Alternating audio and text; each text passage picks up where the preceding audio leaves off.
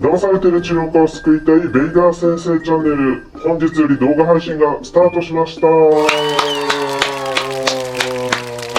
いうことで、私、ベイダー先生が生態の正しい知識、技術というところをお伝えさせていただくベイダー先生チャンネル配信させていただこうと思います。で、私のこのチャンネルの動画、どういった方にまず見ていただきたいのかというところなのですが、臨床3年以内の新人セラピストの先生、これから勉強して独立開業をしようと思っている整体師の先生、今から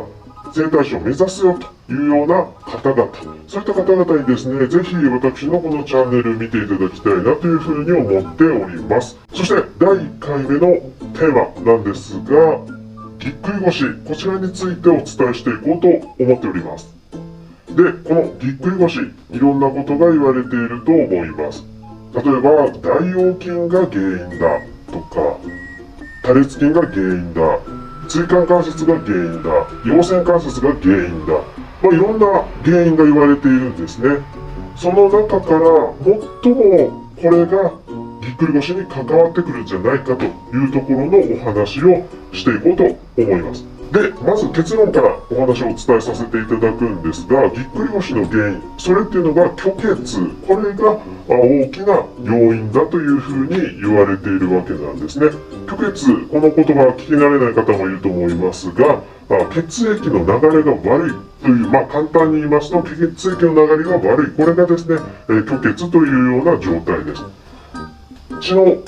れ、血液の流れが悪い、例えば静脈であったり、細かな毛細血管ですよね。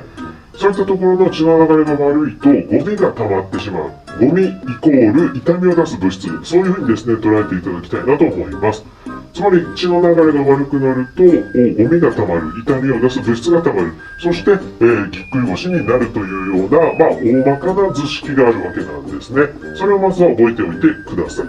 じゃあどういうところにこの虚血が起こるのかというところなんですが、一つはこの大腰筋、お腹の前についている、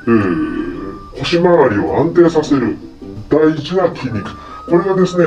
虚血、血の巡りが悪くなって痛みを出す物質がこの大腰筋に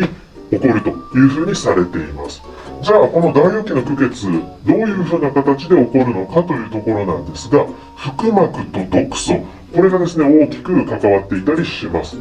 じゃあこれ腹膜と毒素どういうことなのかというところなのですが、この大腰筋ですね、の前、これが例えば大腰筋だったとしたら、この前に腹膜があります。この腹膜というのは、小腸、大腸、下腹部にある内臓を覆っているような膜があります。それがこの大腰筋とひっついてしまうような形に構造上なっております。で、この腹膜、前側、大腰筋の前側にある、この腹膜ですね、なんですが、膜組織なので、いろんな物質を通過させる、透過させる役割があるわけなんですね。なので、この腹膜が大腰筋とひっついている。そうすると、大腰筋も筋膜という膜がありますから、この膜同士がひっついていますので、お腹に溜まった悪い毒素、アンモニアであったり、揮発性の毒素が、この腹膜側から大腰筋側に移動するというようなことが起こります。例えばですね、ぎっくり腰になりやすい方、便秘の方。便秘ということは、腸の中の環境が悪い。いらないゴミが溜まっているわけなんですね。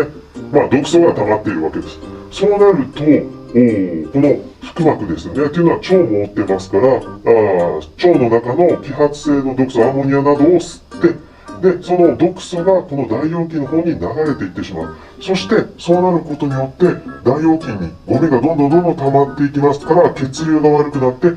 虚血の状態になって、痛みを出す物質が溜まって、この大腰筋自体が過緊張になってしまったり、大腰筋の炎症が起こってしまって、目に見えないような炎症です。が起こってしまって、ぎっくり腰につながってしまうということがあるわけなんですね。こういうふうな一連の流れがぎっくり腰で言われています。ではですね、どういうふうに施術をしていけばいいのかというところなんですが、一つは運動をさせるということなんですね。例えばぎっくり腰になられた方、その日は痛いと思うんですが、できる範囲の生活の中で動いてもらうことによって、徐々に痛みが楽になってくるという方がいらっしゃったりします。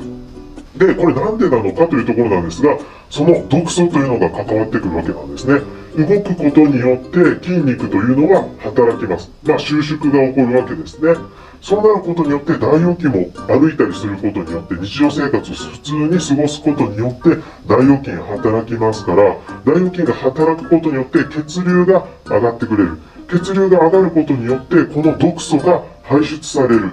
虚血の状態からいらないゴミが流れていってくれる。そうなることによって、運動することによって、この大腰筋の中にある毒素が排出されて、痛み自体が寛解していくというような、ぎっくり腰が、痛みが良くなっていくというような、現象が起こるわけです。なので、施術プランとしては、まずは運動させる。これが一つです。そして実際の施術で用いるテクニックとしては、投射性の収縮、こちらを用いてい